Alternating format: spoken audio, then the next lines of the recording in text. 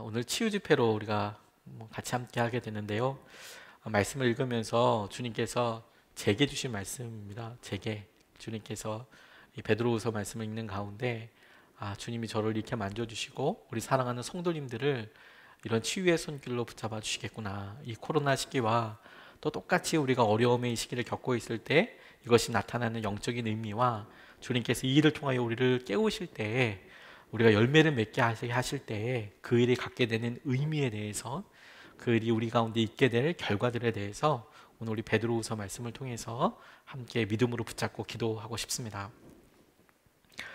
우리가 여러 일이 계속 진행되게 될 때 이게 언제 끝날지 모를 때가 막연하기도 하고, 그 일이 생각보다 꽤 길어지게 되면 두렵게 되는 일들을 우리가 많이 경험하게 됩니다.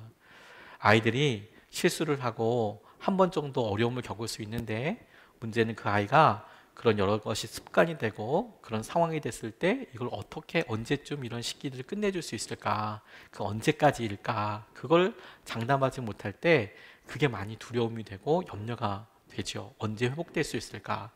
코로나19도 1년이 지나고 이제 점점점 1년 반, 이제 2년 넘어가게 되면서 우리 가운데 이 코로나 자체에 대한 두려움도 있어요.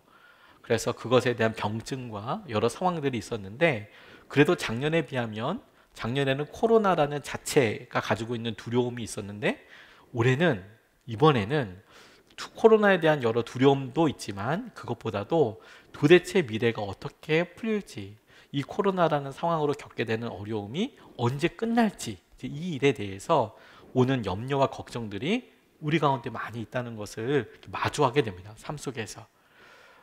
오히려 코로나 같이 이런 질병들보다 언제 끝날까, 이게 도대체 이 시기가 언제 끝날까. 병을 겪고 어려움을 겪고 계신 분들이 한결같이 우리가 매달마다 질문하고 다시 붙잡게 되는 것도 이와 같은 영적인 맥락이 있겠다고 싶어요. 언제 끝나게 될 건가. 주님께서 우리에게 말씀으로 치유하신다라는 것에 대해서 고백하게 되기도 힘든데, 고백하게 되는 것이 참 귀한데, 그런데 그건 언제 주님께서 치유하실까, 이 일이 많은 시간이 소요되는 것처럼 보여서, 그런 소요되는 시간이, 치유되는 시간이, 치유에 따라서 걸리는 시간이, 이 과정이 우리에게 참 중요한 의미가 되는 것이죠.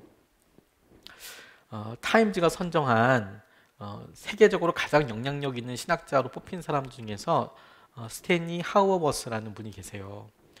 기독교 윤리학자인데 이분은 평신도십니다. 미국은 우리나라랑 조금 다르게 신학자들 중에서 평신도 신학자분들도 많이 계시거든요.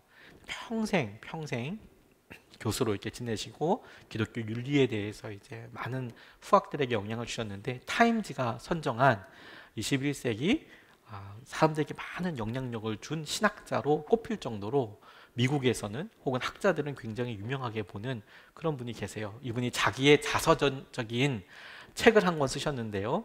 한나의 아이라는 책을 자서전적인 고백으로 이게 한 권을 쓰셨습니다. 신학적 자서전으로. 거기에 보면 그리스도인으로 사는 것은 답 없이 사는 것을 배우는 과정이다, 이런 내용을 하세요. 그리스도인으로 산다는 것은 답 없이 사는 것을 배우는 과정이다. 우리는 분명한 답인 예수 그리스도, 100가지 질문의 답인 예수 그리스도에 대해서 알고 있잖아요. 이렇게 이분이 이야기한 데에는 자기의 자서전적인 고난이 있기 때문에 그렇습니다. 이분이 답 없이, 해결 방법 없이 살아가는 거다, 그리스도인으로서. 그렇게 하게 된 이유가 뭐였냐면, 이분의 아내가 오랫동안 병이 있으셨어요. 오랫동안 병이 있으셨는데, 이 마음의 병 혹은 정신의 병이라고 할까요? 대학교에서 만나셨대요. 대학교에서 CC로 만나서, 그리고 아내랑 결혼한 지 얼마 지나지 않아서 아내에게 정서적인 문제가 있다는 것을 살아보니까, 같이 이제 부부 생활을 하고 결혼을 해서 보니까 이제 알게 된 거예요. 그리고 그게 굉장히 좀 심각한 영역이었습니다. 관계나 이런 일들에 이분이 중심을 잡지 못하시는 거예요, 아내분이. 그래서 윤리적으로나 여러 상황에서 말도 안 되는 그런 신뢰를 주위에 있는 직장 동료에게 하기 시작했습니다. 예를 들어서 자기 그 남편의 친한 직장 동료에게 우리가 같이 하룻밤을 보내야 한다고, 뭐 이렇게 갑자기 나와서 강력하게 이야기를 한다든지, 그 가정에서 나오지 않는다든지 뭐 이제 이런 일들이 교수들이 같이 사니까 교수회관에 교수 기숙사에 막 이런 일들이 연달아서 계속 발생이 되거나 혹은 남편이 바람을 폈다고 막 이렇게 이야기를 하거나 이런 증상들이 막 일어나게 되는 거죠. 그래서 처음에는 괜찮다 생각하다가 점점 어려움을 이제 겪게 되셨는데 이분이 24년 동안 이 아내분이랑 같이 이렇게 살다가 어려움과 어려움을 경험하게 됐어요. 그래서 불과 정말 어린 아들에게 네가 엄마를 좀 돌봐줘야겠다. 네가 엄마를 좀 돌봐줘야겠다. 엄마가 좀 많이 아프니까 네가 엄마를 좀 돌보아줘야겠다. 정말 아들에게도 막중한 무거운 짐을 얹어준 셈이죠. 본인은 출근해야 되고 또 교수로서 활동을 해야 되니까 아이도 학교를 가야 되긴 하지만 그래도 엄마를 좀 네가 좀 도와줘라. 이제 그렇게 부탁할 정도였답니다. 그리고 이제 시간이 많이 지난 거예요. 그 아들이 이제 50대가 되어서 이 아들이 이제 아버지 스탠리 하우어스에게 이제 물었대요. 아빠, 그때 제가 몇 살이었는지 기억하시냐고. 무슨 얘기냐면 아버지가 자기한테 엄마를 네가 좀 도와줘라. 네가 엄마로서 이제 자녀도 받고 싶은 사랑이 있고 보호가 있지 않습니까? 근데 아이가 오히려 엄마를 챙겨줘야 하고 엄마가 어떻게 나가는지 혹은 사고를 어떻게 할 수 있는지 그런 것들 살피고 돌봐줘야 되는 상황에 그 부탁을 받은 게 몇 살인지 아시냐고. 아빠가 네가 엄마를 책임져야 돼, 돌봐줘야 돼 그랬을 때가 이 아들이 8살 때였다는 거예요. 8살 때. 우리나라는 초등학교 들어갔을 때고 미국은 한 2, 3학년 정도 됐겠네요. 그때 뭘 알겠어요. 아이가 어리고. 그런데 네가 엄마를 좀 돌봐줘야겠다. 그 이야기는 굉장히 그냥 말로 그렇게 하는 게 아니라 진짜 실질적인 두려움과 어려움이었죠. 그럴 때였다고. 그런데 본인이 그런 상황들을 아들을 통해서 다시 듣기도 하고 그리고 반출해 본 거예요. 24년 동안 아내와 이렇게 결혼 생활을 하면서 하나님 앞에 이 사람이 계속 질문을 하게 된 내용이 뭐냐면 하나님, 제 인생은 왜 이렇게 된 겁니까? 왜 이렇게 살아가야 하는 겁니까? 언제까지 이 고통 속에서 살아가야 하는 겁니까? 과연 해결책이 있습니까? 제 삶에 무슨 소망이 있습니까? 저의 미래는 어떻게 되는 겁니까? 이 질문이 계속해서 자기 마음속을 어지럽히고 힘들게 했다라는 거예요. 도대체 내게 미래는 있고 도대체 우리에게 변화는 있는 겁니까? 해결책은 있는 겁니까? 도대체 해결책은 있는 겁니까? 우리 삶의 희망은 그게 언제 끝날 것인가? 그것에 대한 것과 확실히 나아질 수 있는 것인가? 이 두 가지 주제로 우리에게 접근을 해요.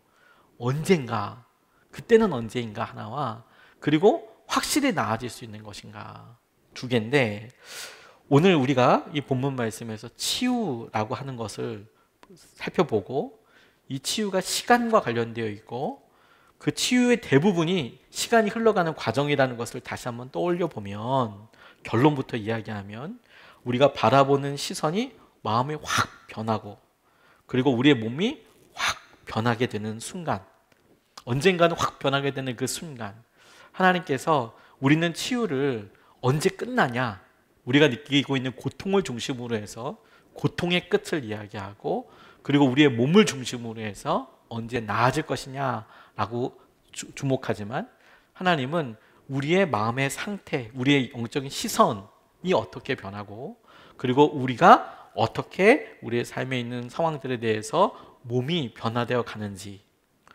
그것에 대해서 우리가 깨닫게 되는지에 대해서 주님께서 오늘 본문 말씀을 통하여서 이렇게 질문하시고 이끌어오신다고 싶어요.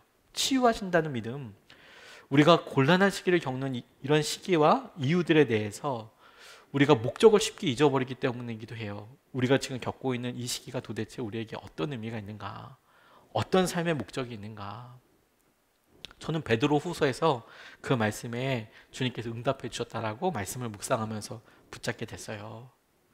주님이 우리가 이런 어려움의 시기를 겪고 우리의 육신의 아픔과 혹은 우리의 마음의 좌절감, 우리가 끊임없이 이런 낮은 자존감과 같이 어려움을 토로하고 혹은 가난과 재정과 관계에 있어서 오는 여러 어려움들에 대해서 이 지난한 일들이 도대체 어떻게 끝나고 언제 끝났는가에 대해서 질문할 때 주님께서는 당시 베드로가 살았던 시기, 그리고 베드로 후서에 편지를 받았던 사람들이 겪고 있었던 고난과 어려움을 그 사람들도 똑같이 질문하고 있었거든요. 도대체 언제쯤 이런 고난과 핍박이 끝나고 언제쯤 우리에게 이런 환난이 없어지게 되겠습니까? 이 베드로 후서에서 주님께서 베드로를 통해서 우리에게 주목하게 하시는 것이 그런 일에는 목적이 있더라. 목적이. 그리고 너무 단순하고 하지만 너무 분명하게 이렇게 이야기하셨어요. 우리가 이런 시기를 겪고 이런 어려움들을 겪는 것이 혹시 어려움이고 힘들다면 그것의 목적은 분명하게 성품을 담게 하시려고, 주님의 성품을 담게 하시려고 그렇게 하신다라는 겁니다. 3절서부터 4절 말씀을 보면 이렇게 나와 있어요. 하나님께서는 우리가 그를 알므로 말미암아 생명과 경건에 이르게 하는 모든 것을 그의 권능으로 우리에게 주셨습니다. 하나님은 우리를 부르셔서 그의 영광과 덕을 누리게 해주신 분이십니다. 그는 이 영광과 덕으로 귀중하고 아주 위대한 약속들을 우리에게 주셨습니다. 그것은 이 약속들로 말미암아 여러분이 세상에서 정욕 때문에 부패하는 사람이 되는 것이 아니라 하나님의 성품에 참여하는 사람이 되게 하시려는 것입니다. 하나님의 성품을 참여하는 자가 되게 하시려는 것입니다. 이렇게 목적을 밝히실 때 이 말씀은 사실 세 단계로 나누어져요. 말씀 그대로 보면 첫 번째가 뭐냐면 이미 생명과 경건에 이르는 모든 것을 주님께서 당신의 권능으로 우리에게 주셨다라는 거예요. 이미 생명과 경건에 이르는 모든 것, 모든 방법, 우리가 생명을 얻게 되고 생명을 찾게 되고 그리고 우리의 삶에 주님과 함께하기 때문에 누려지게 되는 성품인 경건한 삶, 이것에 이르는 모든 방법들이 있지 않겠습니까? 여러 방법들, 그것에 필요한 모든 것을 주님께서 이미 우리에게 당신의 권능으로 주셨다, 이렇게 이야기하고 있어요. 완전히 전제가 다르죠. 우리는 주님, 우리의 생명 혹은 우리의 언어 습관, 우리가 이런 삶에서 믿음으로 서게 되는 혹은 주님을 닮아가려고 하는 여러 일에 있어서의 우리의 부족함, 이런 것들을 갖고 절망하는데 주님은 처음서부터 전혀 다른 차원으로 우리에게 말씀하십니다. 이미 우리에게 필요한 모든 것, 생명과 경건에 이르는 모든 것을 주님께서 당신의 권능으로 주셨다, 이렇게 이야기를 하시고, 그 말씀을 그냥 듣고 이게 내 얘기가 아니라 다른 사람들의 이야기구나, 이렇게 살고 싶은 사람에게 두 번째로, 그래서 우리를 부르셨고 그의 영광과 덕을 누리게 해주셨다. 주님께서 우리에게 주신 그 영광과 덕을 누리도록 우리를 부르신 것이다. 그 부르심 앞에 우리가 있는 것이죠. 주님의 부르심 앞에 있는 우리는 주님께서 우리에게 미리 얘기하신 생명과 경건을 얻게 하는 모든 것을 이미 그 능력을, 권능을 이미 받고 있다, 가지고 있다. 그리고 주님께서 우리에게 이미 있는 이 능력과 주님을 믿고 따르기 때문에, 주님의 부르심 앞에 함께하기 때문에 있는 우리 스스로가 이것을 찾아가며 잡아가며 붙잡고 나아가는 이런 모든 일들의 목적이 하나님의 성품에 참여하도록 하기 위한 것이다. 이렇게 나눠서 이야기하는 거예요. 고통은 우리의 모든 것을 의심하게 하고 질문하게 합니다.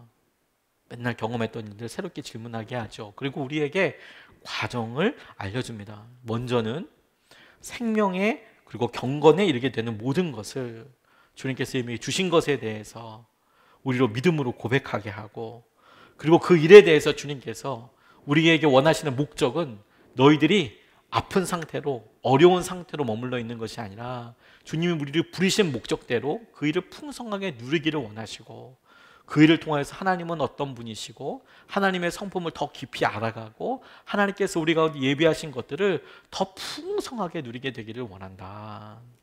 이걸 주님께서 우리에게 예비하시고 목적하신다는 겁니다. 그래서 너희들이 이 땅에 살면서 하나님의 성품을 닮아가게 될 거야. 참여하게 될 거야. 하나님께서 우리에게 주시는 여러 일들과 마음에 우리의 삶에 불편함이 있죠. 우리가 느끼기에 불편함이겠습니다.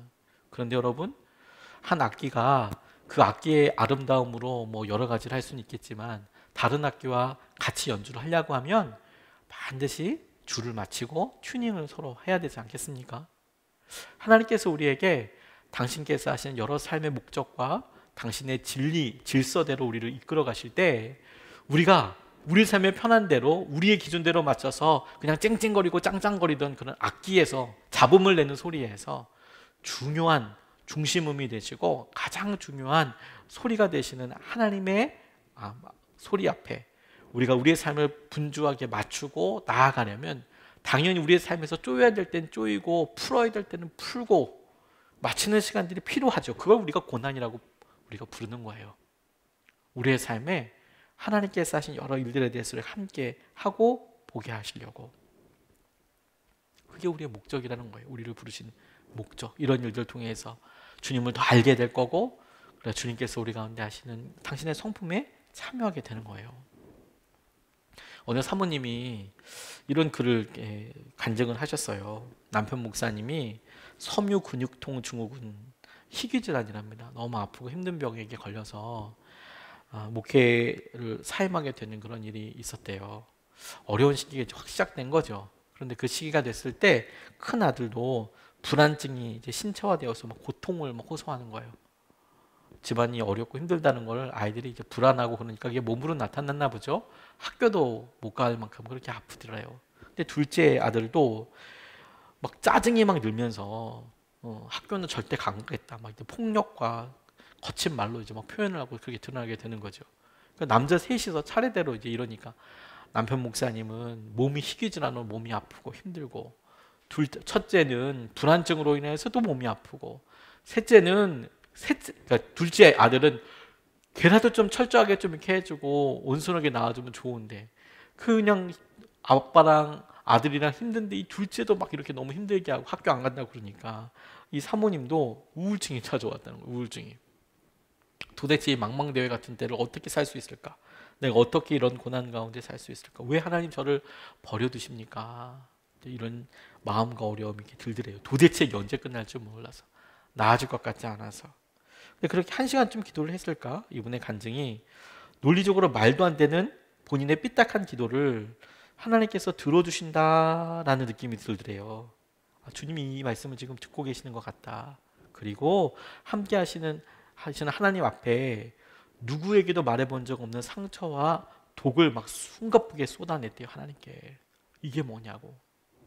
근데 갑자기 입술이 굳게 다물어지고 그리고 어떤 소리가 속삭임처럼 이 사모님 가운데 이렇게 들려와서 이 사모님을 감싸는 것 같더래요. 그게 뭐냐면 나는 너를 한순간도 버려둔 적이 없다. 나는 너를 한순간도 버려둔 적이 없단다.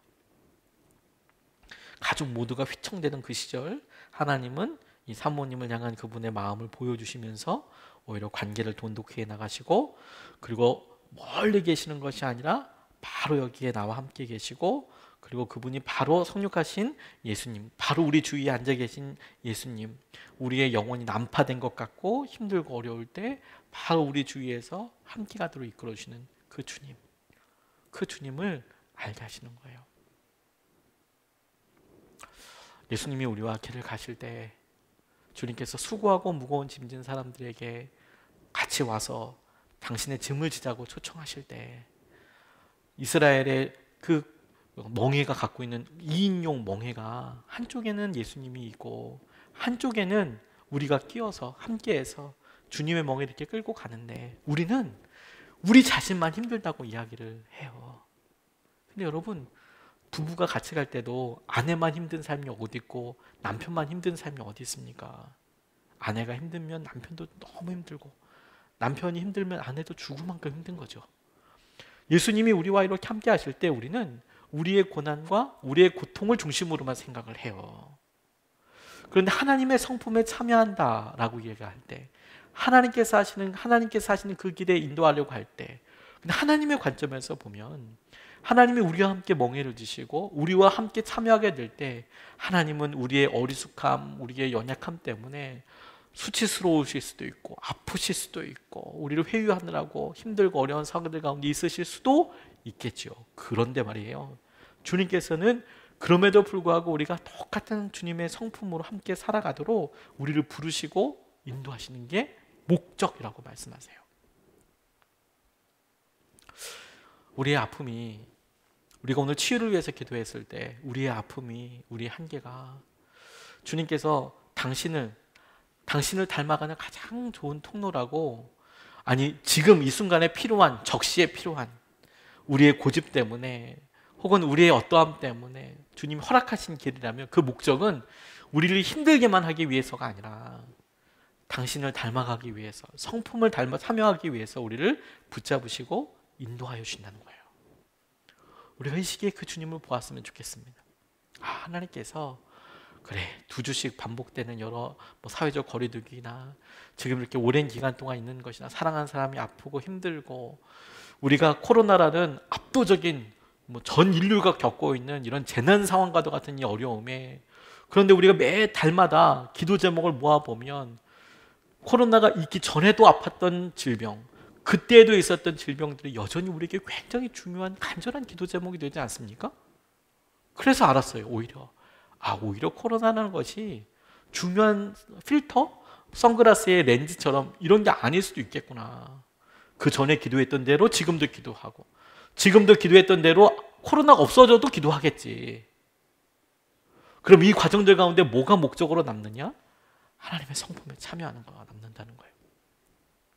그 일을 위해서 주님이 오늘 우리에게, 저는 이 시간, 이 기도를 통해서 우리를 흔드시고 깨우신다고 저는 믿습니다. 우리를 붙잡으셔서 흔들고 깨우고 계신다고. 너 열심을 내라. 너 열정을 내라. 늘 우리에게 그렇게 말씀하시고 인도하신다고 싶어요. 열정과 열심을 가져라. 5절서부터 8절까지 말씀이 이렇게 증거하고 있습니다. 그러므로 여러분은 열성을 다하여 여러분의 믿음에 덕을 더하고, 덕에 지식을 더하고, 지식에 절제를 더하고, 절제에 인내를 더하고, 인내에 경건을 더하고, 경건에 신도 간의 우애를 더하고, 신도 간의 우애에 사랑을 더하도록 하십시오.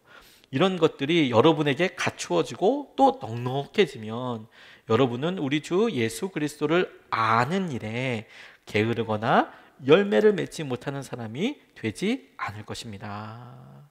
열성을 다하여 베드로가 하나씩 설명하고 있는 일들을 해보고 더해봤을 때 주님을 아는 일에, 그리스도를 아는 일에 더 열매를 맺게 될 것이다. 이렇게 이야기하고 있는 거죠.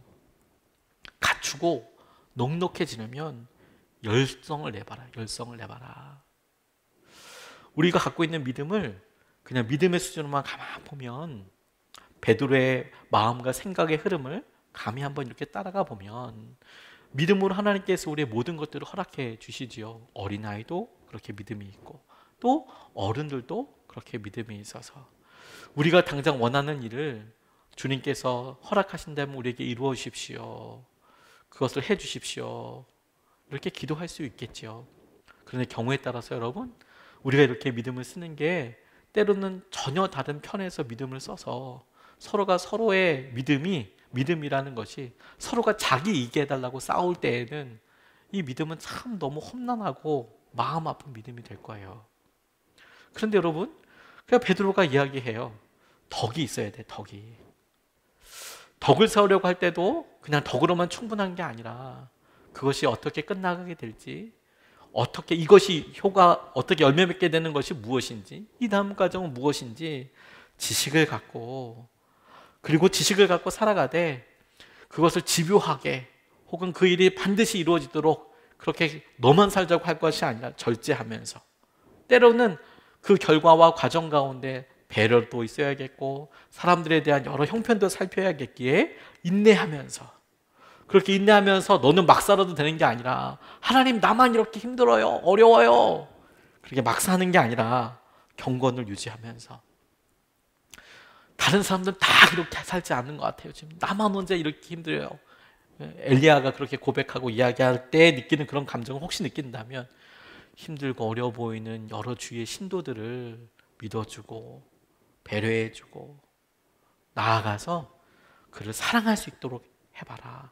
그게 그리스도를 알게 되는 거다. 그게 그리스도를 알게 되는 과정이다. 믿음을 가지고 우리가 살아갑니다. 그래서 주님을 많이 알게 됐어요. 근데 여러분, 우리가 우리에게 느끼기에 우리의 삶의 어느 순간에 내가 믿음을 가지고 이렇게 얘기하는데 주님이 내게 친밀하게 가까이 계신 것 같지 않고 내가 주님을 향한 영적인 여정이 어느 순간에 답보다라고 생각될 때 베드로가 거기에 덕을 더해봐라. 우리가 지식을 가지고 주 앞에 나아가는데 어느 순간에 마음이 냉담해지는 것 같고 그리고 어느 순간에 내가 반복적인 삶을 사는 것 같고 거기에 절제와 인내를 더해봐라. 이렇게 살아가는데 내 삶의 어느 순간에 내가 분주한 모든 일로 갖고 하지만 어느 순간에 거룩한 습관들이 무너지고 내가 내 믿음을 때로는 내가 동의하지 않던 폭력적인 방법이나 비난하는 것을 통해서 음모론이 대표적이겠죠. 음모가 있어서 뭐 의심하는 것으로 거짓하는 것으로 그런 경건의 습관들은 우르르 무너뜨리는 것에 대해서 오히려 더 힘을 가지고 하나님께서 쓰시는 열정을 가지고 더 나아가면 그리스도를 알게 된다는 거예요. 그런 일을 통해서 한 번 더 열정을 내보는 것. 저는 이 말씀을 자연스럽게 읽어가면서 주님께서 우리에게 너 조금 더 열정을 내보라고, 우리가 어느 순간에 갖고 있어서 하나님 여기까지인 것 같아요, 어느 순간에 여기에 머물러 있는 것 같아요 라고 이야기할 때 주님께서 베드로를 통해서 너희가 믿음 뒤에 덕을 더하고 덕을 뒤에 지식과 절제와 인내와 경건과 이런 것들도 더해봐라 라고 이야기할 때 주님이 어느 순간에 답보예요. 주님, 우리의 믿음이 코로나 시기로 너무 길어졌어요 라고 이야기할 때 주님은 꼭 집어서 너희가 열심을 내어서 열정적으로 그 다음 일을 한번 해봐라. 가만히 있지 말아라. 그렇게 될 때 주님께서 우리에게 주시는 결론은 그러면 그리스도 예수님을 알게 될 것이다. 그분이 지금도 어떤 일을 하고 계시는지, 그분이 지금도 너에게 어떤 마음을 가지고 계시는지, 그분이 지금도 이 세상 가운데 어떤 일을 하고 계시는지 네가 지금 못 느끼기 때문에 모른다 이야기하지 말고, 없다고 이야기하지 말고, 그러니까 한 번 더 해봐라. 그러면 그리스도 예수를 님을 알게 될 것이다. 할 수만 있다면 더욱 갖추도록 하는 것이 중요할 터입니다. 중요할 터. 그게 우리에게 주님이 주시는 도전이라고 싶어요. 우리에게 아픔과 고통은 그동안에 해왔던 일들도 그만하고 쉬어야겠다라고 하는 것에 아주 합리적일 것 같은 이유가 됩니다. 실제로 쉼이 필요한 때도 있지 않습니까?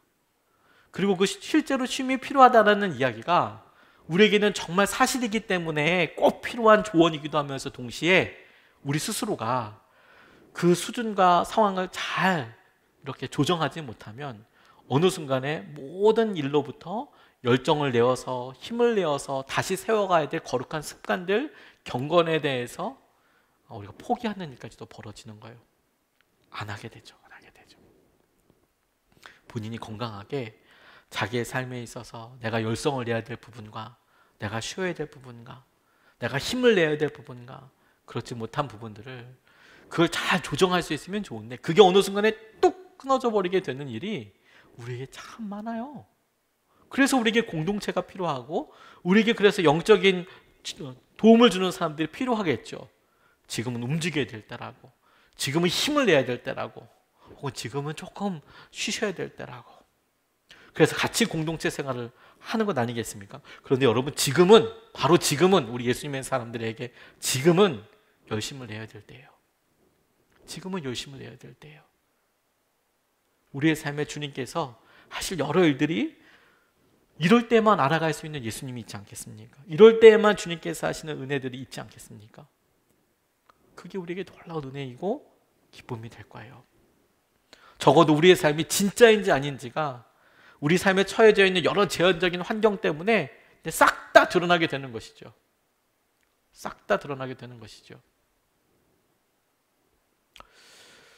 아이들과 함께 수련회를 이렇게 가보면 아이들이 수련회 가서 혹은 청년들이 수련회 가서 아침에 제일 먼저 이제 뭘 하나 이제 이렇게 봐요. 그러면 여러분, 제가 평소 때 집에서 큐티 안 했을 것 같은데 아이들이 큐티하는 애들이 있어요. 청년들 가운데도 그런 사람이 있어요. 다행이다. 그래, 그렇게 말씀하면 참 다행이다.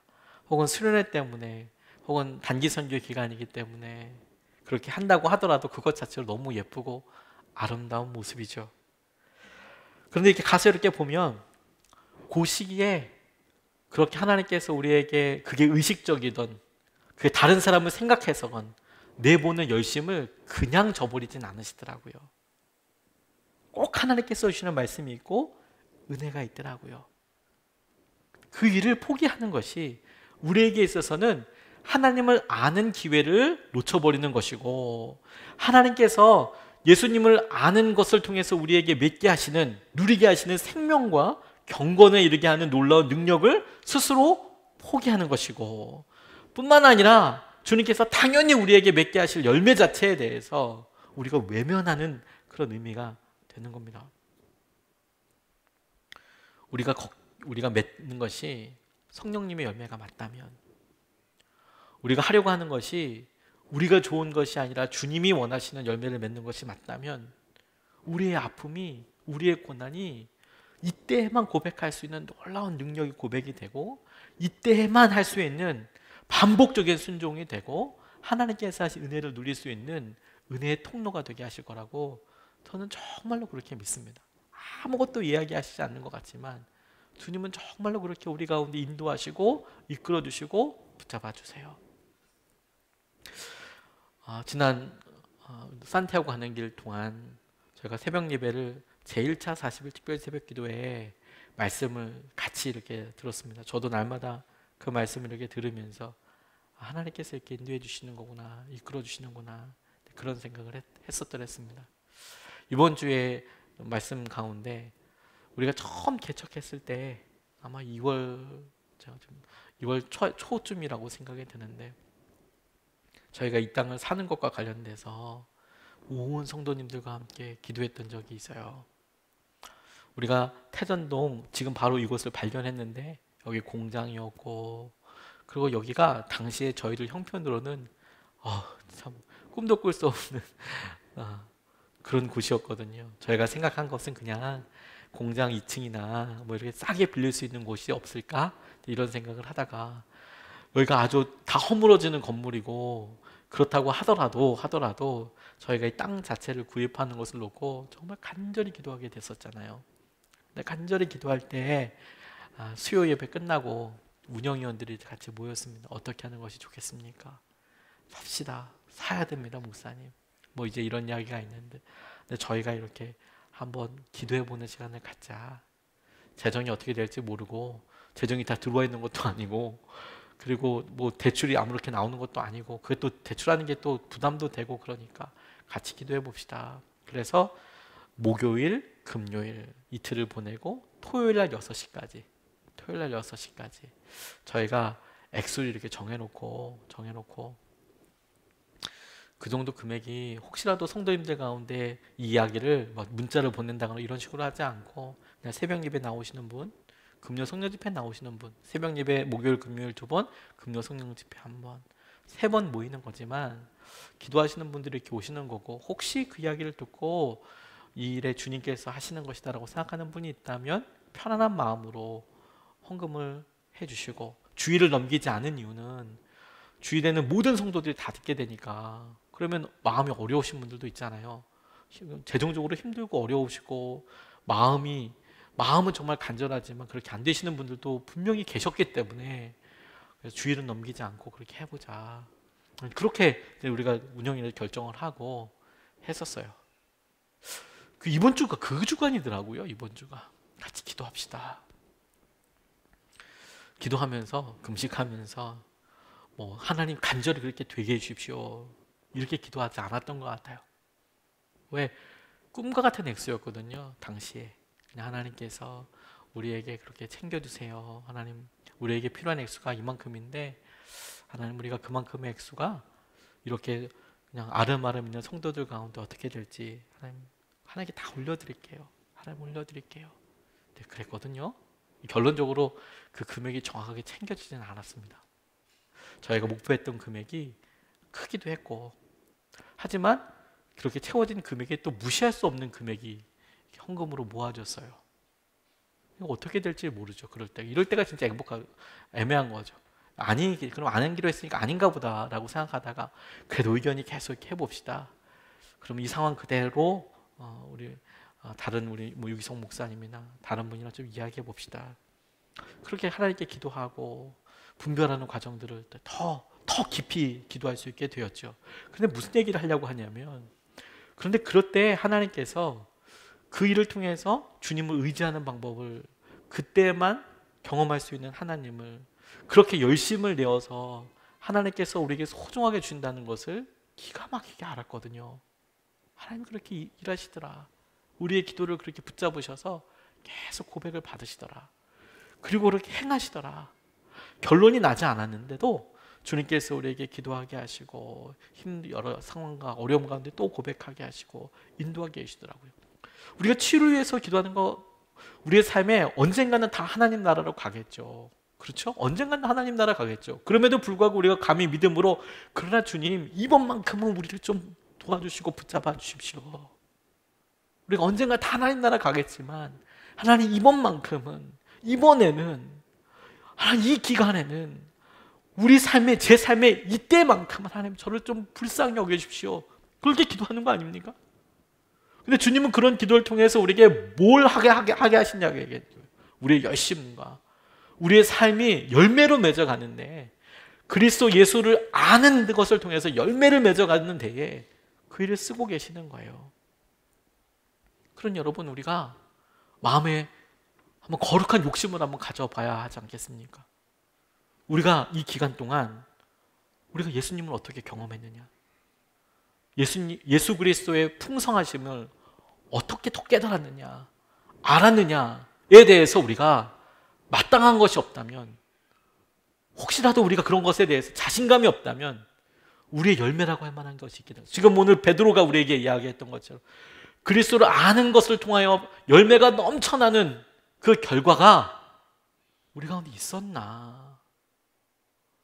그러면 이 2년여 가까운 시간이 되어가는 이 시간에 하나님께서 우리에게 원하셨던 목적과 우리 삶에 반드시 필요했던 일들에 대하여 우리가 뒤에 숨어져 있는 거예요. 기회를 놓쳐버리는 거죠. 저는 우리가 이렇게 기도할 수 있는 시간이 멀지 않았다고 믿습니다.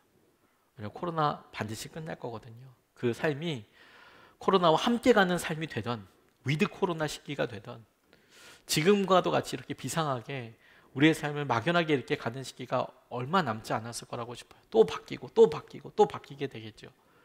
그럴 때 주님께서 이때에만 고백할 수 있는 여러 삶의 시간들을, 고백들, 믿음의 놀라운 열매들이 있죠. 그게 열심이 필요하다는 거예요. 여기서 우리가 더 무엇을 하고 주님께 사실 것들을 꼭 보고 알아가는 것이 너무 필요하겠다고 싶어요. 왜? 이런 반복적인 일들이, 반복적인 믿음의 습관이 우리에게는 자격이 됩니다. 그것이 우리에게는 마치 자격증처럼 다가오게 돼요. 자격증. 저는 없습니다만 주위에 특수부대 갔다 오신 그런 뭐 선배나 친구나 후배들 보면 이제 군복에 이렇게 뭐라고 그래야 되나, 낙하산 마크가 이렇게 있고 이런 거 이렇게 있기도 하고요. 미군들도 그런 게 있어요. 미군들도 이렇게 이제 낙하산 모양이 있기도 하고요. 혹은 이렇게 총 같은 게 여기 이제 이렇게 딱 있는 그런 걸 배지를 달아요. 한국군도 그런 게 있더라고요. 저는 없어요. 저는 뭐 그런 점프 같은 거 안 하니까요. 그 뭐냐고 이렇게 물어보면 비행기에서 몇 번 떨어졌는지, 그 낙하산 타고 몇 번 떨어졌는지 그 훈련을 받는데요. 그래서 그 훈련을 몇 번 받아서 몇십 번 이상이면 여기 이제 기장 같은 걸 하나씩 달아주는 거예요. 그래서 이 기장을 보면 딱 보고, 아, 저 사람이 진짜 전문가구나. 그 일을 계속 반복해서 해서 전문가구나. 혹은 여기 뭐 총 모양 있는 것도 그 어느 시합이나 그런 거 인증하는 데 가서 뭐 총을 이렇게 쏴서 몇 발 이상 맞추고 몇 점 이상이 되면 그 시험을 패스하면 이제 여기 이렇게 가는 뭘 줘요. 엄청 자랑스럽게 생각해요. 군복에다 다 붙이고 다녀요, 미군들은. 그거 딱 붙이고 다녀요. 한국도 그런 거 있더라고요. 특수부대 사람들은. 반복적인 일, 어려움들을 통과하고 그 일을 자격으로 자기가 갖더라고요. 저는 다음의 말씀을 딱 그와 같이 이해했습니다. 9절서부터 11절까지 말씀을 보면 이렇게 나와 있습니다. 그러나 이런 것들을 갖추지 못한 사람은 근시안이거나 앞을 못 보는 사람입니다. 이런 것들이라 함은 그리스도를 아는 것으로 인한 열매를 맺지 못한 사람들입니다. 이런 것들을 갖추지 못한 사람은 어렵고 힘들 때 이런 여러 일들에 그리스도를 알고자 하는 일에 대하여 그것을 놓쳐버린 사람들이, 갖추지 못한 사람들은 근시안이거나 앞을 못 보는 사람입니다. 이런 사람은 자기의 옛 죄가 깨끗하여졌음을 잊어버린 것입니다. 그러므로 형제자매 여러분, 더욱더 힘써서 여러분이 부르심을 받은 것과 택하심을 받은 것을 굳게 하십시오. 그러면 여러분은 넘어지지 않을 것입니다. 더욱더 힘써서 여러분이 부르심 받은 것과 택하심을 받은 것을 굳게 하십시오. 그러면 여러분은 넘어지지 않을 것입니다. 또한 여러분은 우리의 주님이시며 구주이신 예수 그리스도의 영원한 나라에 들어갈 자격을 충분히 갖출 것입니다. 이렇게 이야기합니다. 자격을 충분히 갖출 것입니다. 혹 우리 가운데 여러분, 우리가 지금 넘어진 것 같아 라고 생각된다면 주님의 말씀으로 바로 딱 우리가 뭘 해야 될지 적어 놓으셨어요. 더욱더 힘써서 부르심 받은 것과 택하심 받은 것을 굳게 해라. 넘어졌다면, 내가 지금 힘들다면, 아무런 열매가 없다면 열심을 가지고 더욱더 부르심 받은 것과 택하심 받은 것을 굳게 잡으라. 그게 주님께서 우리에게 베드로를 통해서 말씀하시는 것이고, 그렇게 굳게 잡고 일어서고 그리스도를 알아가는 것을 통해서 우리가 넘어지지 않을 뿐만 아니라 이 일을 통해서 예수 그리스도의 영원한 나라에 들어갈 자격을 충분히 갖출 것입니다. 그런 자격을 충분히 갖출 것입니다. 그렇게 이야기합니다. 저는 이게 우리에게 실제가 될 거라고 믿어요.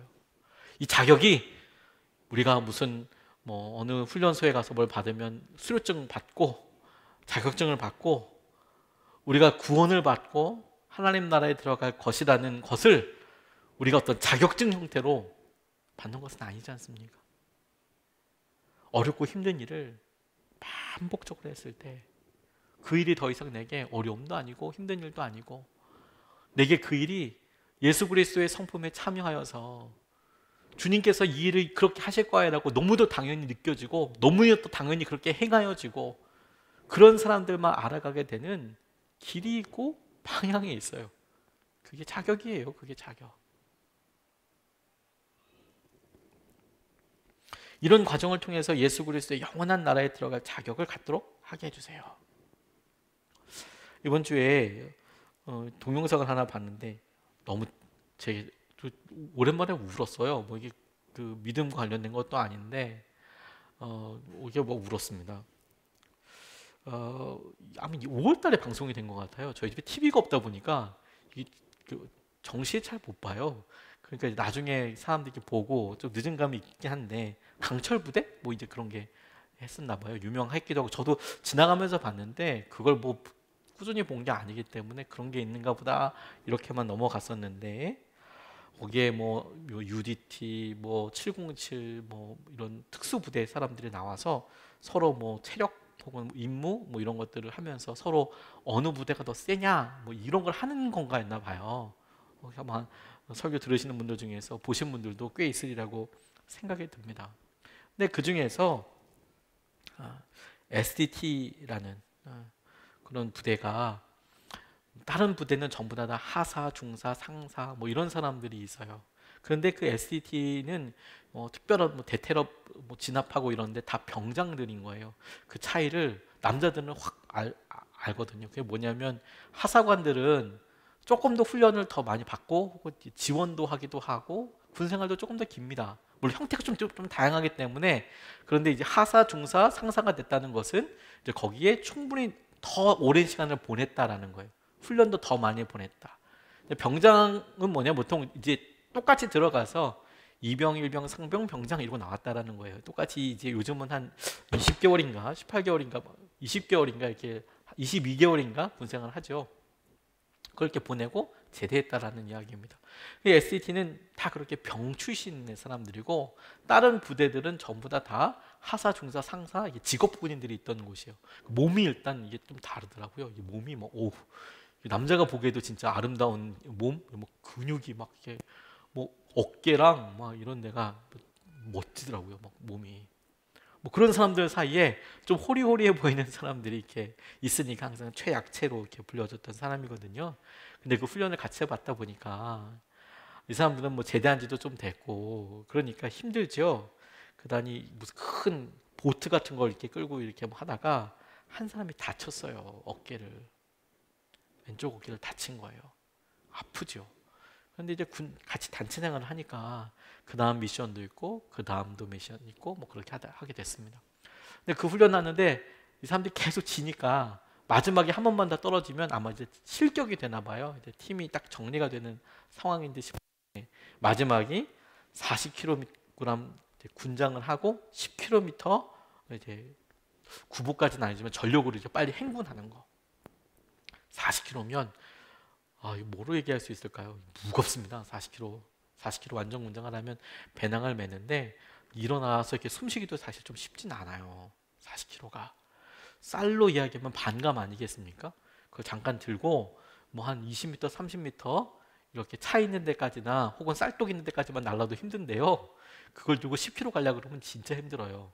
근데 이제 40km 군장만 든 게 아니라 총도 있잖아요.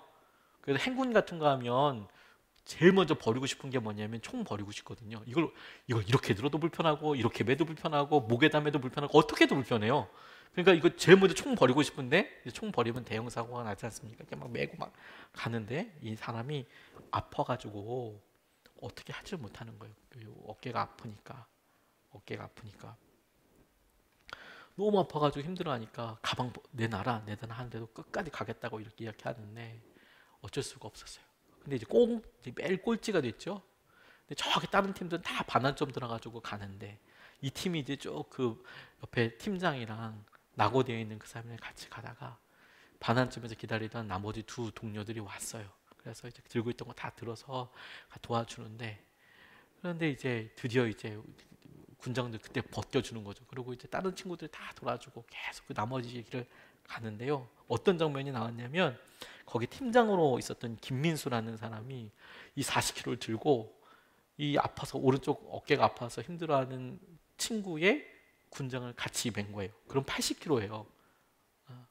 보통 이제 군인들이 이제 그런 거 할 때 몇 개 빼기도 하거든요. 병장들은. 근데 이제 이거는 방송이니까 뺄 수가 없지 않습니까? 다 넣을 거 아니에요. 앞뒤로 80kg를 메고 걷는 거예요. 와, 그리고 이거 몇 킬로 걷는 거 이거 보통 아니고 힘들잖아요.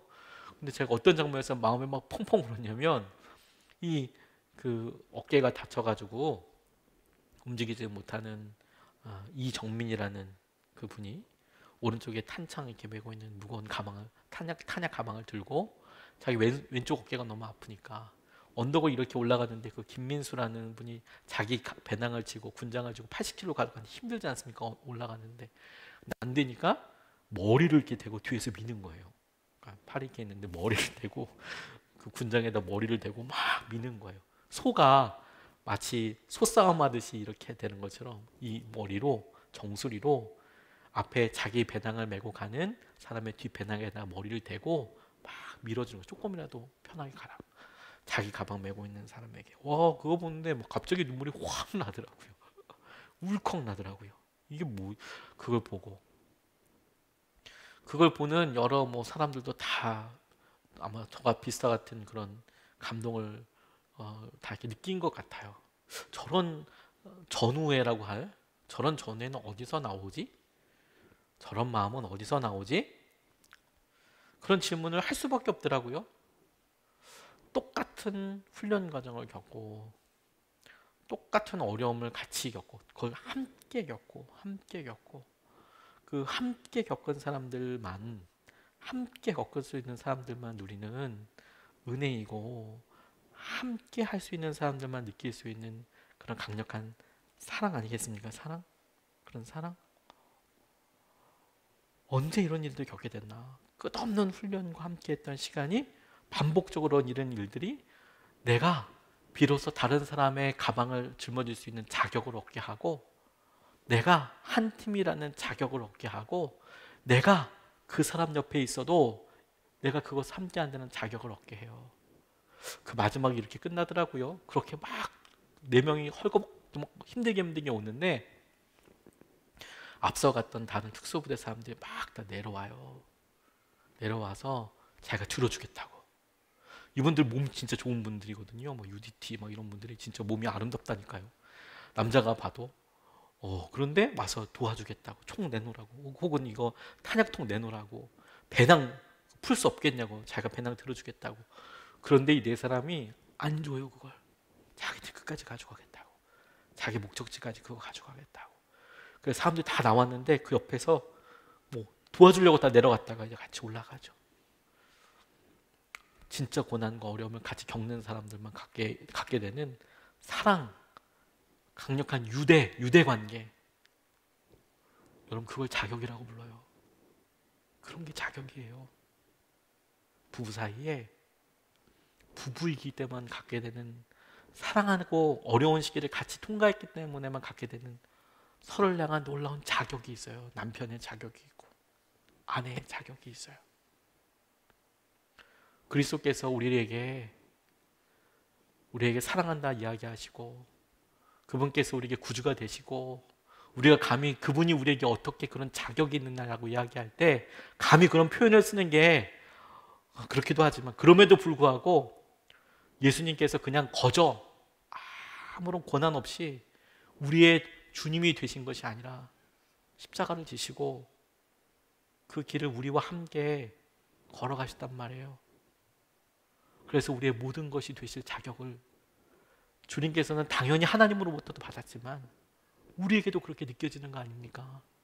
예수님이 우리로부터 멀리 계신 분이 아니고 우리와 함께 아파하시고 우리의 짐을 대신 지시고 우리가 보는 앞에서 어떻게든 그 일을 가시는 것을 우리가 보고 그분의 원래 능력으로는 그런 걸 할 이유도 없고 그렇게 어려움을 당하실 필요도 없으심에도 불구하고 우리 보기에 우리가 아파하는 그 자리에서 그렇게 하고 가시는 거 아니에요?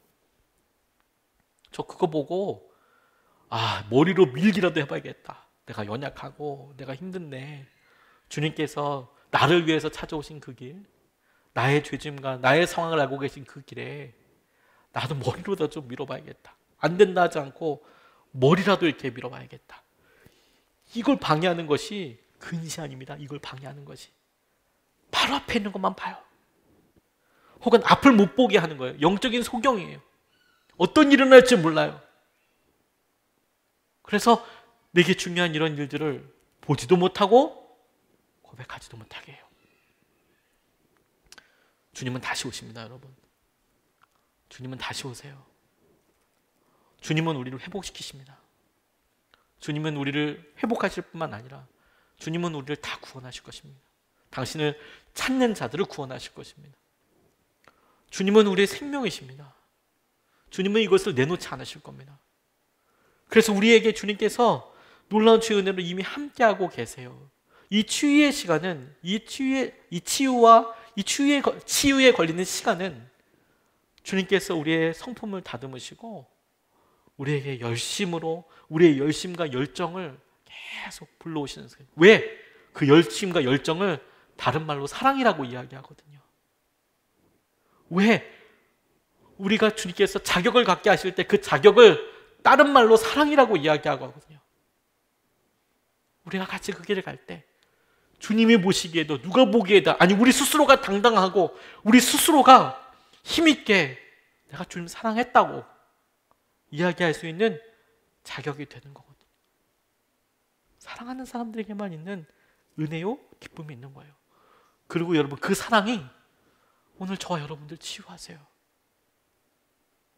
그 사랑이 우리에게 오늘도 우리의 몸과 육신과 상관없이 상황과 상관없이 주님을 향한 새로운 마음을 부어주세요.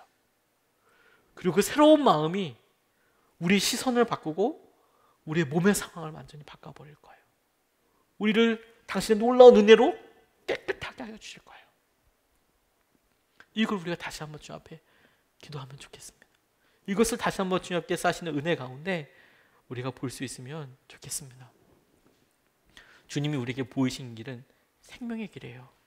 그 생명의 길에 우리가 마음도 아프고 힘들고 여전히 여전한 삶을 산다고 하더라도 주님께서 우리의 의로움이 되세요. 그리고 우리가 어렵고 힘든 상황들이 의미 없는 것이 아니라 우리를 단련하시고 우리를 연단하신 이후에 주님께서 우리를 정금과도 같이 쓰실 거예요. 우리를 정금과도 같이 쓰실 거예요. 주님이 이 코로나 시기와 우리가 이 치유를 놓고 간절히 기도하고 우리가 사랑하는 사람들을 위해서 기도하는 이 기간이 우리에게 어렵고 힘들 수 있죠. 그런데 여러분, 이 시기는 의미 없는 시간이 아닙니다. 하나님께서 우리를 만지시고 우리의 왕이 되시는 시기가 될 거예요. 하나님께서 우리에게 모든 것 되시는 시기가 되게 하여 주실 줄로 믿습니다. 우리 찬양하고 이 시간 같이 기도하겠습니다.